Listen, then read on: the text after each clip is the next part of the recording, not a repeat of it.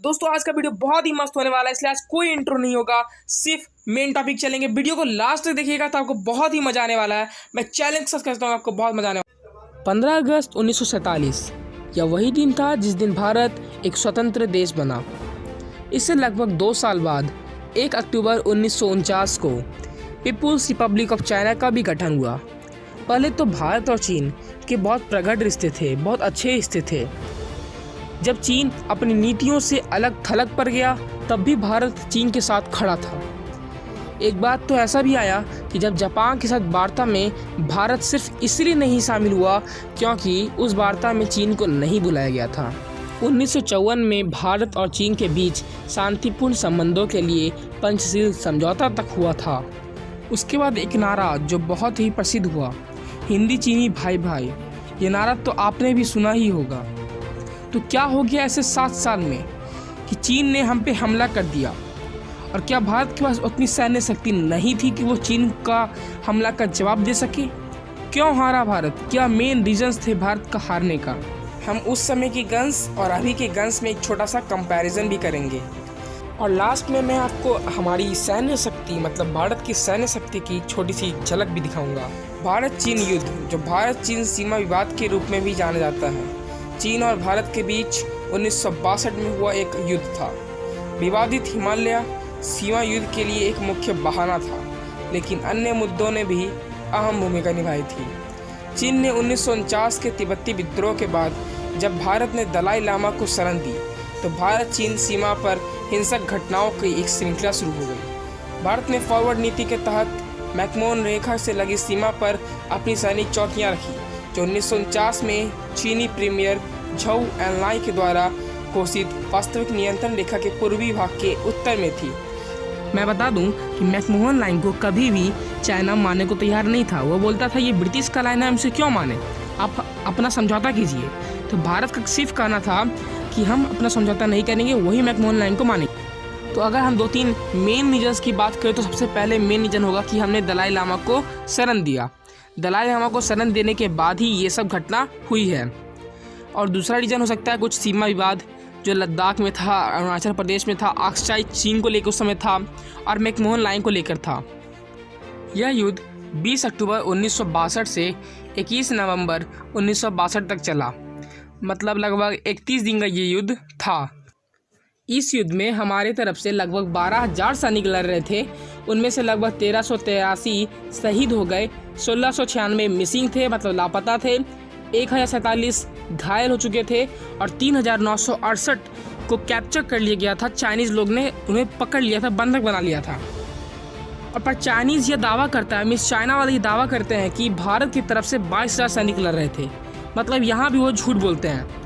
China की तरफ से 80,000 सैनिक लड़ रहे थे, पर यहाँ भी चाइना झूठा दावा करता है कि चाइना की तरफ से सिर्फ और सिर्फ 18,000 से 30,000 सैनिक लड़ रहे थे। भारत के बहादुर सिपाहियों ने 722 चीनी सैनिकों को मार गिराया, लगभग 548 से 1047 को घायल कर दिया। तो ऐसा क्या हुआ होगा उस समय कि हम इस युद्ध को हार गए? तो कुछ मैं रीज़न आपको देने वाला हूँ, ध्यान से सुनिएगा। पहला reason, army was not ready. हमारी सैन्य शक्ति उस समय रेडी नहीं थी, हमें लगा ही नहीं था कि चीन कुछ ऐसा भी कर सकता है। Second, over trust on China. हम कुछ ज़्यादा ही विश्वास कर लिए कि चाइना एकदम भैया दोस्त है हम लोग का, भाई भाई, हिंदी चीनी भाई भाई, तो भाई ने धोखा दिया भाई। Third reason, air force not used. मैं बता दूं कि उस समय भारतीय वायुसेना इतना कुछ था कि वो चीन को हरा देते, पर उस समय के नेता का ये कहना था कि अगर हम अपने वायुसेना का यूज़ करेंगे तो वो भी अपनी वायुसेना का यूज़ करेंगे और वो हमारे शहर में भी बम गिरा सकते हैं, जिससे बहुत मौत हो सकती है। इसलिए हमने उस समय वायुसेना का यूज़ नहीं किया। Point 4, weak leadership. हाँ, कमज़ोर नेतृत्व। क्योंकि उस समय के रक्षा मंत्री रहे वीके कृष्णा मेनन, जो कि नेहरू के अच्छे मित्र भी थे। वीके मेनन और उस समय के जनरल सेना प्रमुख के.एस. थिमैया कुछ ही मुद्दों पर एकजुट थे। जनरल थिमैया चाइना को दुश्मन देश मानकर फौजी तैयारी शुरू करने चाहते थे, पर जबकि मेनन का मानना था कि असली खतरा चीन से नहीं पाकिस्तान से है, पाकिस्तान हमारा दुश्मन है, चीन नहीं। इसी चलते बहुत विवाद हुआ। इसी समय एक बार जनरल थिमैया ने अपना इस्तीफा भी देना चाहा, पर चाचा नेहरू ने उन्हें समझा बुझाकर लौटा दिया। We did not have modern weapons. हमारे पास आधुनिक हथियार नहीं थे। वो AK-47 चला रहे थे उस समय और हम कुछ शॉर्ट गन्स और कुछ पुराने ज़माने के जो ब्रिटिश के ज़माने के गन चला रहे थे। तो कहाँ से हम बचते? हमारे पास तो कपड़ा तक नहीं था कि उस ठंडे रीजन में हम कपड़ा पहन सके, अच्छा से रह सके। ये भी एक बहुत बड़ा रीज़न बना। China attacks from all side. हाँ, ये बात सही है। लद्दाख, उत्तराखंड, अरुणाचल प्रदेश, असम, चाइना सब तरफ से अटैक किया था। और क्या, इंडिया इसको छोटा सा डिस्प्यूट मान रहा था, जबकि चीन पूरी तैयारी करके आया था। सिर्फ 4 दिन में अरुणाचल सीमा में 60 किलोमीटर तक घुस गया था चीन। सोचिए, 60 किलोमीटर तक। एक ये भी रीज़न है कि भारत के जो जिगरी दोस्त हैं अमेरिका और रसिया तो ज़्यादा खासकर, तो उस समय ये दोनों हमें हेल्प नहीं कर पाए, क्योंकि उस समय इन दोनों के बीच एक कन्फ्यूजन वार चल रहा था, जिसको हम जान सकते हैं क्यूबन मिसाइल क्राइसिस के नाम पे। इसका मैंने लिंक दे दिया डिस्क्रिप्शन में, आप जाके पढ़ सकते हैं इसके बारे में क्या हुआ था। और जब तक ये समझे विवाद, जब तक ये ख़त्म हुआ, तब तक हमारे यहाँ बहुत देर हो चुका था, इसीलिए ये दोनों हेल्प नहीं कर पाए। तो वीडियो का सबसे मज़ेदार पार्ट स्टार्ट होने वाला है, कंपैरिजन और मॉडर्न टेक्नोलॉजीज जो हमारे पास है, और जो हम झलक आपको बताए थे दिखाएंगे सैन्य शक्ति का झलक, वो भी अब दिखाई पड़ेगा आपको। देखिए ध्यान से। अब मैं आपको बताने वाला हूँ वो गन्स जो 1962 के युग में उपयोग में लाए गए थे। ईसापुर राइफल, कुछ SLRs, 12 बोर का DBBL और 12 बोर का SBBL जो 1953 में इसका मैन्युफैक्चर स्टार्ट हुआ था। .315 स्पोर्टिंग राइफल, ये 1956 में बनाया गया था। विंटेज इनफाइल्ड .303। अब मैं बताने वाला हूँ वो गन्स जो हमारी सेना अभी यूज़ कर रही है। इंसास राइफल, जो ईसापुर राइफल का ही मॉडर्नाइज फॉर्म कह सकते हैं। AKM, जो AK-47 का मॉडर्नाइज फॉर्म है, जो 1 मिनट में 600 राउंड फायरिंग कर सकता है। T91, AK-103, M4 कार्बाइन जो स्पेशल फोर्सेस द्वारा यूज़ किया जाता है। IMI टैवर TAR-21, ये भी स्पेशल फोर्सेस द्वारा यूज़ किया जाता है। APS एम्फीबियन राइफल, जो मार्कोस होते हैं इंडियन आर्मी में, उनके द्वारा यूज़ किया जाता है। ये मार्कोस स्पेशल फोर्स कर सकते हैं। FNF-200, ये स्पेशल प्रोटेक्शन गन ग्रुप के द्वारा यूज़ किया जाता है। ये 850 राउंड 1 मिनट में फायरिंग कर सकता है, 850 राउंड। SG-551 माइक्रो UZ, ये स्पेशल फोर्सेस द्वारा यूज़ किया जाता है। M16, ये भी स्पेशल फोर्सेस द्वारा यूज़ किया जाता है। FN स्कार, जो मार्कोस और पैरामिलिट्री फोर्सेस द्वारा यूज़ किया जाता है। AR-M1, VZ.58, AK-103, T91 assault rifle, M4A1, जो घातक मार्कोस और पैरामिलिट्री फोर्सेस द्वारा यूज़ किया जाता है। विध्वंसक, जो कि एक स्नाइपर राइफल है। दोस्तों, अभी मैंने आपको सिर्फ गन्स के बारे में बताया है, चलिए मैं आपको टैंक्स के बारे में बताता हूँ। हमारे भारत में लगभग 4400 से ज़्यादा टैंक्स हैं। उनमें से कुछ मैंने आज आपको चुन के बता रहा हूँ।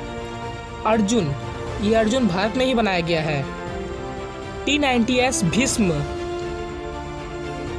T90M, T72 Ajay, BMP-2 सारात। तो दोस्तों, ये हो गई टैंक्स की बात। अब चलते आर्टिलरी। तो भारत के पास लगभग 9719 आर्टिलरी है। इनमें से कुछ प्रमुख आर्टिलरी का मैं नाम बताने जा रहा हूँ। M46, पिनाक MBRL और धनुष हाउट्रिजर। दोस्तों, ये तो बात हो गई आर्टिलरी की। अब बात करते हैं मिसाइल की। तो हमारे पास मिसाइल हैं जैसे कि प्रहार, ब्रह्मोस, निर्भय, पृथ्वी, शौर्य और अग्नि। और है पर मैं आपको इतना ही बता रहा हूँ अभी। अब बात आता है अटैक हेलीकॉप्टर्स का। तो उसमें है AH-64 अपाचे, रुद्रा, और अब आता है यूटिलिटी हेलीकॉप्टर, जो सब काम करने में माहिर है। ग्राउंड अटैक, मेडिकल, सब चीज़ में ट्रुप्स को इधर से उधर भेजना, सब चीज़ में काम आता है। इसमें है हाल, ध्रुव, चीता और बहुत सारे, पर मैं अभी आपको इतना ही बता रहा हूँ। अब हम बात कर लेते कुछ फाइटर प्लेन्स के बारे में। सुकोई, तेजस, MiG-29, MiG-21, जगुआर मिराग 2000। तो हम बात करते हैं कुछ सबमरीन्स के बारे में। तो हमारे पास 15 से ज़्यादा सबमरीन्स हैं। उनमें से कुछ हैं चक्रा, अरिहंत। ये दोनों चक्रा और अरिहंत न्यूक्लियर पावर से लैस हैं। सिंधु घोष। और हमारे पास लगभग 130 से 140 न्यूक्लियर बॉम्ब भी हैं। तो दोस्तों मुझे बताइएगा कि आपको ये वीडियो कैसा लगा। अगर वीडियो हल्का से भी अच्छा लगा आपको लाइक दीजिएगा और चैनल को सब्सक्राइब जरूर कर दीजिएगा। अगर आपको कहीं कुछ दिक्कत है तो कमेंट में पूछिएगा, और अगर आपको वीडियो अच्छा नहीं लगा हो तो डिसलाइक भी कर दीजिएगा। जय हिंद, जय भारत।